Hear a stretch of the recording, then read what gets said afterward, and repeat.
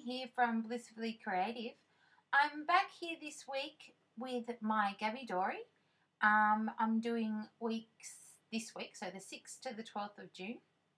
I've just shown you the previous weeks in my Dory, and now I'm opening up to this week's. So first off, I'm just going to gesso my page using clear gesso. I tend to do that a lot. I really like the grid effect behind it when I printed out these inserts. These inserts I brought from eBay. Not eBay, sorry, Etsy. They're only a couple of dollars. I just brought the digital file and take it to Officeworks to have them printed out, and then I just make the little notebooks myself just by hand stitching the spine. Really, really simple. If you'd like to see a tutorial on that, please leave a comment below and I'll be happy to show you. Now I've just cut out a stencil on my Silhouette machine.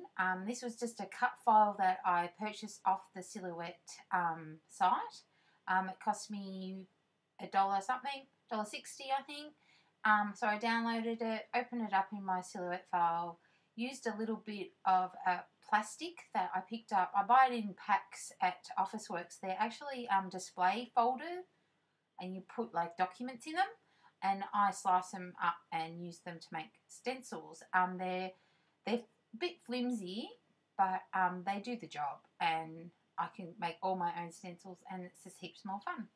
So I've paused the video and jumped ahead so you didn't have to sit there and watch me trace out all those shapes. So what I'm going to do is I'm going to do a watercolor effect. Yes, I love my watercolors.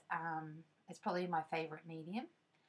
And this is the same cheapy set that I buy from Big W. This is a brand new one that I'll just open up because the last time I showed you my set I'd run out of a few colors. So this is my brand new set. And up the top there you can see a little piece of paper where I have like a rainbow of colors. And they're my rainbow colours that I've chosen for my Danielle Donaldson class that I'm doing at the moment. And I decided to stick with that colour, that colour range, that rainbow colour that I've created. So I have it there as a reference. So I'm starting off using some of my red colour that I use as my red, adding a little bit of orange to sort of blend it in there and have that really nice, awesome watercolory wash look to it. And I'm just going to follow my chart right through and colour in each of my little, what shape would you call that? Well, just a little diamond pattern shape thing that I really liked.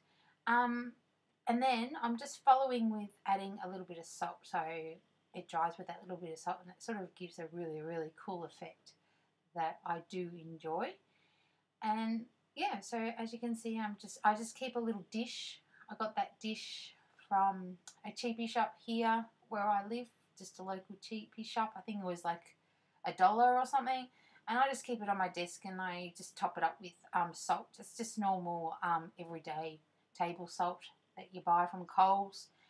It's just the home brand one, nothing special about it at all. And as you can see, I'm just going through each colour. When I do my my violet colour, which is, that goes blue, then violet, and then purple, that violet, I use my navy and my purple, as you can see over on the right, and I just mix them together. See, and make my violet colour, and it just gives that little bit of a difference between the blue, the navy blue, and the purple, and it just has that little break in it.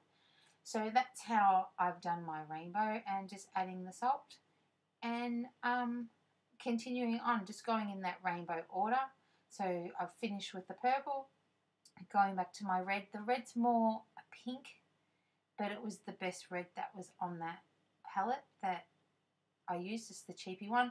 If I pulled out my peerless watercolours, I could probably do a better rainbow colouring sample with more you know, correct colouring. But I really, really, really like this set. And I like the colours. I like the rainbow that I have made out of this cheapy set.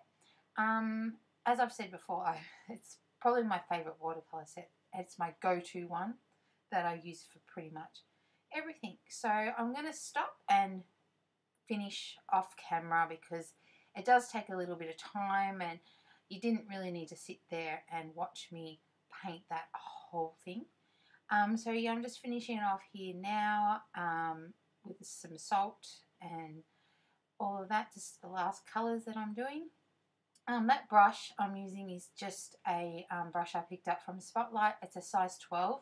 It's probably my favourite watercolour size brush that I use.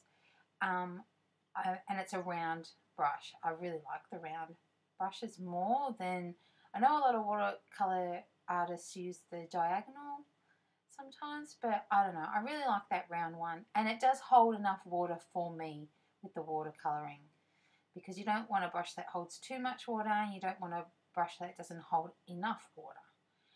So just finishing off the last of the colours there, and just to add a little bit more salt. And now it's just, I'm going to do my flicking, where I just use my fan brush and pick up a bit of colour and a whole heap of water and flick it over my page.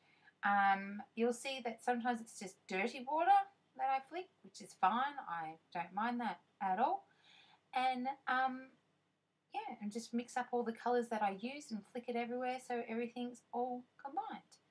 Now it's just a matter of, oh, that's my tea towel, not tea towel, is it paper towel that I use to clean my brush. And what I do is I set that aside and I dry it out, and I use it in mixed media products. So I've just finished drying that off with my heat gun, and now I'm just gently rubbing. It doesn't look very gently because I'm in fast forward mode, but gently rubbing off the salt once it's dried, and that's where you get that really cool effect once it's all been rubbed off. And so there you go.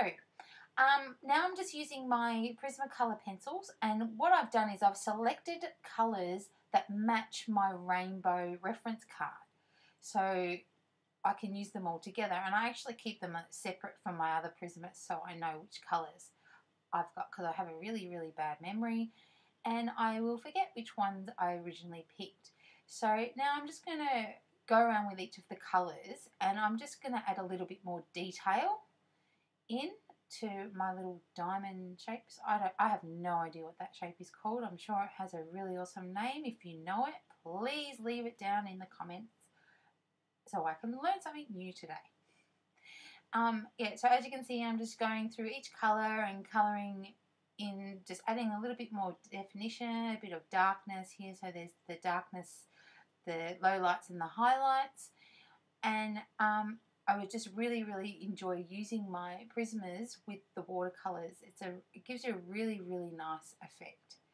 After this, I pull out my mechanical pencil and we'll start to outline those shapes, just to give them an extra bit of definition so you can actually see the outline of the shapes. And I add a little bit of detail in the corners, as you will see as we change over any second. I don't know what to say. So how's everyone's day been? Okay. Well, I didn't realise I was still filming it this long. Sorry about that. So here we go. Now we're doing it. Now we're using my mechanical pencil to do the outlines. As you see, I'm just going through. Oh, at that point there, it was really funny. I had my daughter home from school, and I forgot about the ducted heated man coming around to, you know, service my ducted heating as we enter the winter months. And he's knocked on the door, and so I had to stop recording, and then I've come back like an hour later to do this because he was here, and I didn't really want to do it while he was here because he was all in the roof making heaps of noises, and my pug Blossom was going crazy, and it was actually pretty funny. So now you can see that I've just finished doing all my outlines and adding little bit details in some of the corners, and now I'm just doing my swirly symbol thing that I do over my little dots. And that is it this week. Thank you. Bye.